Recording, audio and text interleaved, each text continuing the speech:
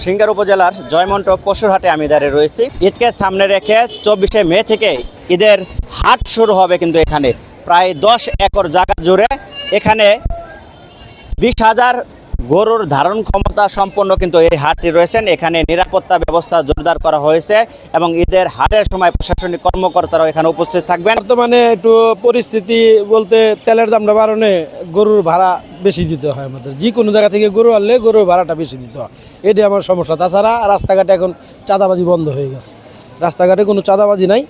গরু আমরা ঠিক মতো আনতেছি, কিন্তু ভাড়াটা একটু বেশি। ভাড়াটা বেশি দেখে আমাকে গরুটা বিক্রি গরু লাগতেছে একটু বেশি দামে, যে 500 জায়গায় 1000 টাকা ভাড়া দিয়ে লাগতেছে। এই পরিস্থিতি, গাড়ি ভাড়াটা সাশ্রয়।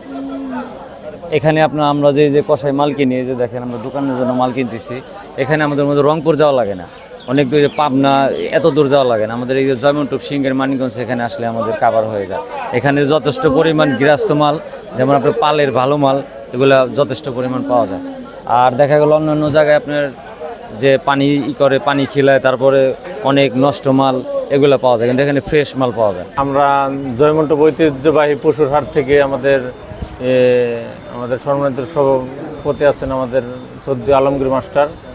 আসলে আমরা ঈদ উপলক্ষে আমাদের হাট টানা হাট চলবে না। আপনার 24শে মে রবিবার থেকে টানা ঈদের আগের দিন পর্যন্ত আমাদের একভাবে হাট চলবেন।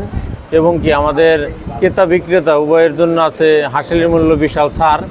আর হলো আইন শৃঙ্খলা বাহিনীর দিক থেকে আমাদের ওসি মহোদয় বলছে যে যখন আমাদের হাট চলবে রবিবার থেকে কন্টিনিউ, তাদের প্রশাসন আমাদের হাটে উপস্থিত থাকবেন। এবং কি হাসিলের দিক থেকে আমাদের আশেপাশে যে হাটগুলো আছে সব থেকে খুবই কম হাসিলের মূল্য, এবং লোড এবং সুব্যবস্থা আছে, খানা দানা সব কিছু আপনার ব্যবস্থা আছে। এবং কি আমাদের হাট কমিটির পক্ষ থেকে যাতে কোনো বিশৃঙ্খলা না হয়, ক্রেতা বিক্রেতা যারা দূর থেকে আসবে সবার জন্য আমাদের সহযোগিতা থাকবে। এখানে আমরা ডোকা বানাই দিয়েছি, গরু বেচু বাঁধতে 12 মাসে বেশি আমরা। হ্যাঁ, এখনকার বর্তমানে এখানকার পরিস্থিতি কেমন? ভালোই, ভালো না? হ্যাঁ। আচ্ছা, এটা কোনো গেজাম নাই, সবার গেজাম আছে, এটা কোনো গেজাম নাই। বাথরুম, গোসলখানার সবই ব্যবস্থা আছে, সুব্যবস্থা ভালো। এই প্রতিষ্ঠানটা অনেক অনেক অনেক ভালো। আবার হাট মালিকরা খুব হেল্প করে, ক্রেতা এবং বিক্রেতা সবাইকে হেল্প করে ভালো। ভালো বেচা কেন নয়, আমার 15টা গরু আসবে আর কি।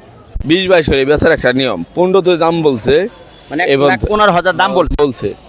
গরুর হাইট ভালো আছে, সব ভালো আছে ভাই। ঠিক আছে ভাই, হাইট। এই হাটের নিরাপত্তা ব্যবস্থা কেমন? নিরাপত্তা ভালোই ভাই, নিরাপত্তা খারাপ না ভাই। না, বাজারের পরিস্থিতি কোরবানি এখনো বলা যাইতেছে না, কিন্তু সামনে সময় আছে তো, এর জন্য বাজার এখনো বলা যাবে না।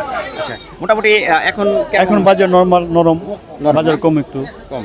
আচ্ছা আচ্ছা, আপনারা কোথায় থেকে গরু বা আমরা সংগ্রহ করেন? সব জায়গা থেকে আসছি, রাজশাহী, কুষ্টিয়া,